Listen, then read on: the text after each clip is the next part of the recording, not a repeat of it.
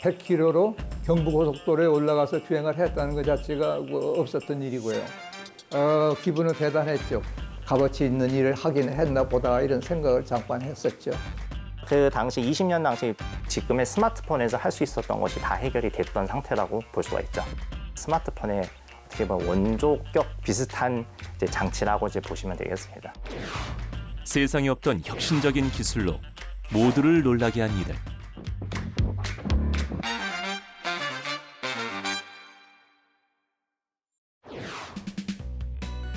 사람이 운전하지 않아도 스스로 도로를 달리는 꿈의 차, 자율주행 자동차. 첨단 자동차 기술이 발전하면서 자율주행 자동차를 향한 꿈은 점점 현실이 되어가고 있는 지금. 그런데 이미 우리나라에서는 30년 전 자율주행 자동차가 개발됐다는 놀라운 사실 알고 계신가요? 어두운 도로 위를 달리는 자동차 한 대. 어디에도 운전자의 모습은 찾아볼 수가 없는데요. 우리가 흔히 말하는 자율주행차가 맞는 것 같은데 어떻게 30년 전에 이런 일이 가능했던 걸까요? 이 놀라운 기술을 선보인 주인공을 찾아가 봤습니다. 세계 최초로 자율주행차 도심 주행에 성공한 한민홍 대표.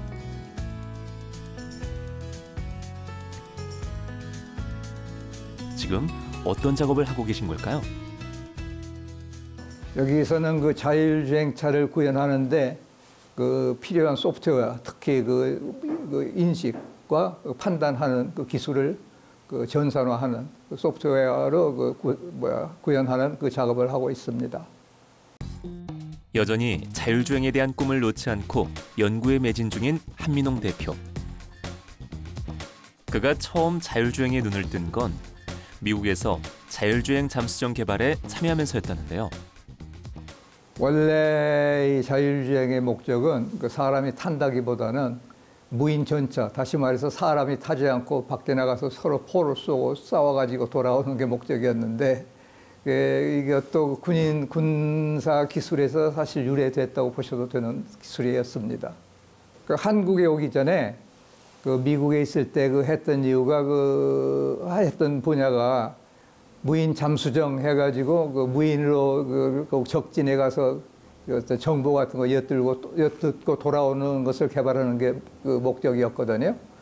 그래가지고 한국에 와서는 무인 이 사람 군사 용도라기보다는 일반 우리 다시 말해서 시민들, 우리 소비자들이 쓸 수 있는 이런 기술을 개발해야 되겠다 해서 자율주행을 시작하게 된 겁니다. 자율주행이라는 단어 자체도 생소했던 90년대.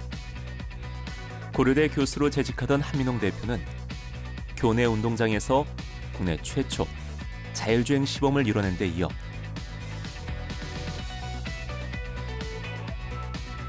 이듬해인 1993년 세계 최초로 도심 자율주행까지 성공해냈는데요. 당시 시속 100km로 서울에서 부산까지 완주하는 놀라운 성과를 보여 큰 화제가 됐습니다.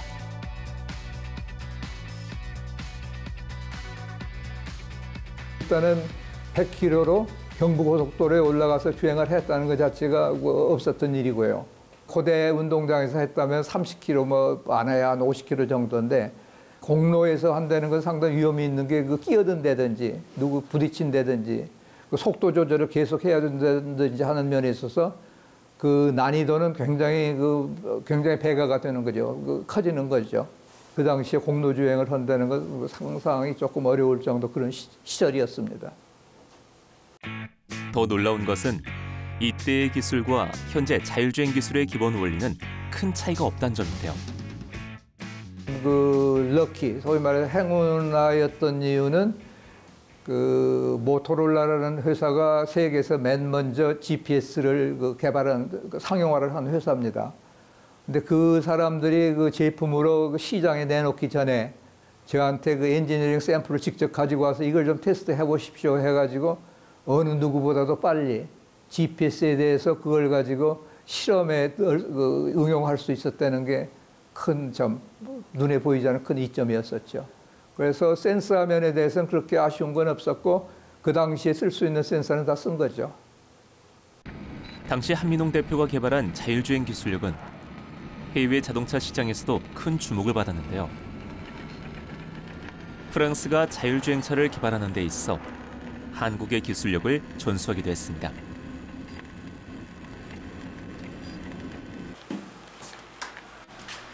그 이후로도 자율주행 자동차 개발을 멈추지 않고 있는 한민홍 대표.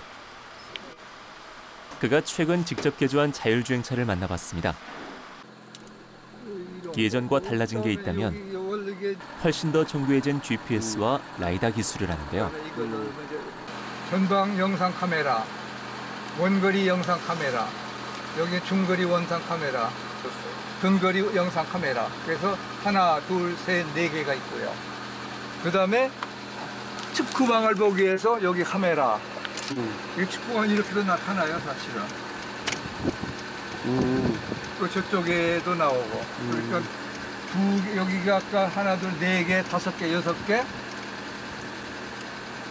후방. 하기 전에 스톱라인 흰 선을 봐야 되잖아요.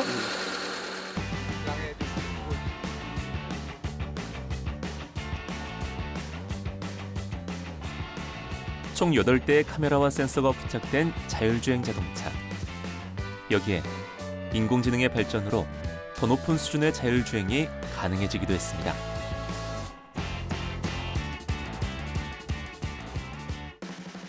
소프트웨어가 좋아졌죠. 소프트웨어가 좋아졌다는 얘기는 인지 및 판단이 수준이 결국 싸움은 인지하고 판단 기능이에요.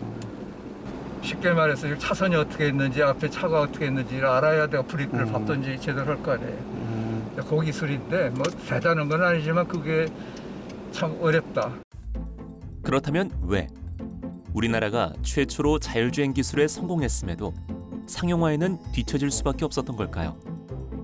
당시 여러 가지 규제와 이해관계가 얽히면서 투자와 지원은 이루어지지 않았고 그렇게 한민홍 대표의 자율주행 기술은 잊혀질 수밖에 없었습니다. 그 당시랄까 지금도 뭐 어느 정도 그런 게 있지만은 왜 그걸 뭐 사옵니까? 갖다 사다 쓰면 되는데 사다 쓰고 있잖아요. 뭘 사다 쓰고 있느냐? 이 자율주행에서 가장 핵심적인 제가 말할 때는 그 용의 눈이 뭐냐면 아까 얘기한 그 카메라로 앞에 전방을 봐서 판단하는 거거든요. 그걸 외국에서 지금 다 그 의회와 지금 국외로 다 빠져나가고 지금 그러고 있지 않습니까? 그건 상당히 그 개발을 한 사람으로서 좀 치욕스럽기도 하고 어떤 저도 그 중에 하나였으니까 결국 본분을 다 못 온 게 아닌가. 어쩌면 전 세계 자율주행 시장을 선도해 나갈 수 있었던 기회를 놓치면서 결국 세계 최초라는 타이틀도 그리고 자율주행 시장의 주도권도 내주고 만 것인데요. 이는 한 교수 개인을 넘어 우리나라 과학계의 손실이기에 더욱 아쉬움이 크게 남는데요.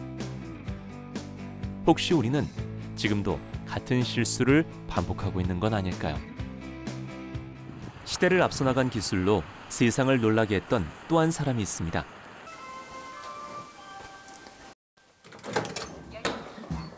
안녕하세요. 예. 웨어러블 컴퓨터를 개발하셨다는 게 사실이신가요? 아, 예, 맞습니다. 한 21년 전에 개발을 했었긴 했는데요. 예, 한창 들어오시죠. 2001년 우리나라 최초로 이동할 때 몸에 지닐 수 있는 웨어러블 PC를 개발하면서 언론의 주목을 한몸에 받았던 주인공. 바로 한국의 스티브 잡스라 불리는 정우덕 씨입니다. 그 옛날에 만들어가지고 좀 방에서 좀 찾아봐야 되거든요. 잠깐 좀 기다려주세요.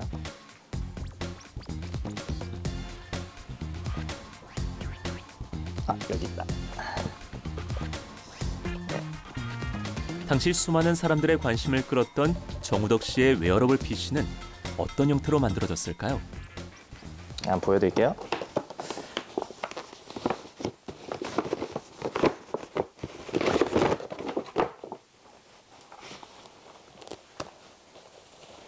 예, 이렇게 생겼습니다. 예, 보면은 이쪽에 이제 본체가 있고요. 그리고 저게 이렇게 키보드가 있고 마우스 역할을 하는 트랙볼, 그리고 이쪽에는 이런 식으로 발을 찰 수 있는 모니터가 이렇게 있어요. 그리고 이쪽에 열어보면은 이제 작동하기 위한 배터리도 이런 식으로 들어 있었습니다. 이런 식으로 해서 이제 몸에다 이렇게 입고서 다녔죠. 개발 초기 왼손에는 태블릿, 오른손에는 키보드를 착용한 후 이를 구동하기 위한 배터리와 다른 부품들은 조끼에 담아서 휴대할 수 있도록 만든 형태인데요. 크고 무거운 데스크탑을 어떻게 하면 작게 만들어 휴대할 수 있도록 할 것인지 수많은 고민 끝에 이뤄낸 결과물입니다.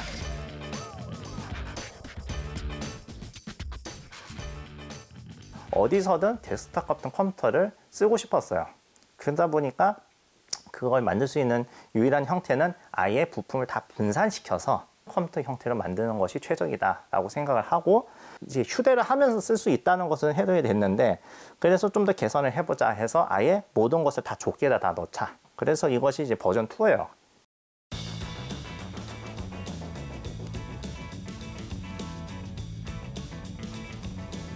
컴퓨터 모니터는 산업용으로 출시된 소형 화면으로 대체해 팔에 부착했고,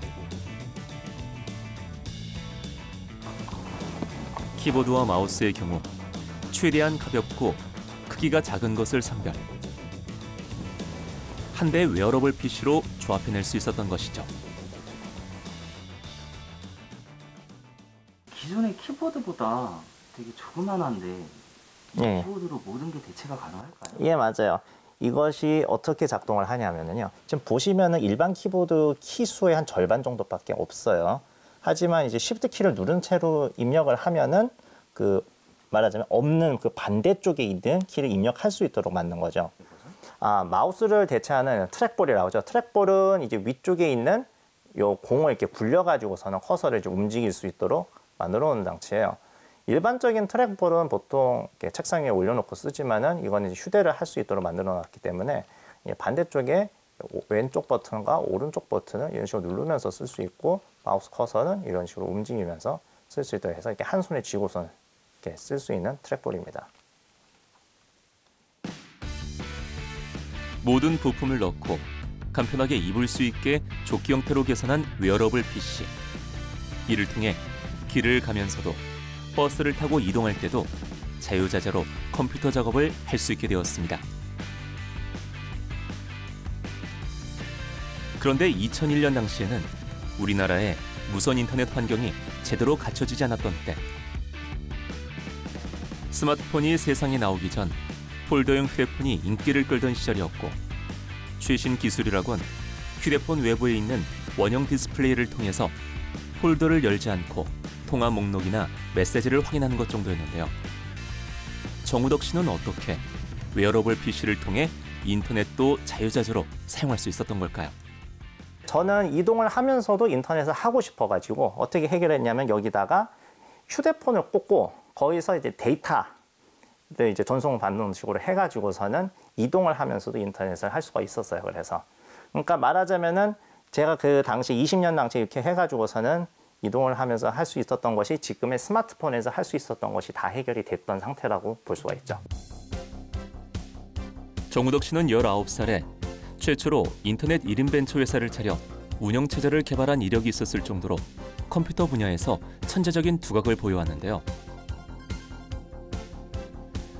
자신의 타고난 재능과 새로운 기술, 그리고 기기에 대한 무한한 호기심을 바탕으로 2002년에는 세계 최초 태블릿 PC를 개발하기에 이르렀는데요. 처음엔 모니터 아래 입력창을 탑재한 형태였지만 1년 뒤 현재 사용되고 있는 태블릿 PC와 비교해도 전혀 손색이 없는 외관을 지닌 제품으로 업그레이드할 수 있었습니다. 2003년 당시로서는 사람들이 오랫동안 꿈꿔왔던 미래형 컴퓨터 그 자체였던 것이죠.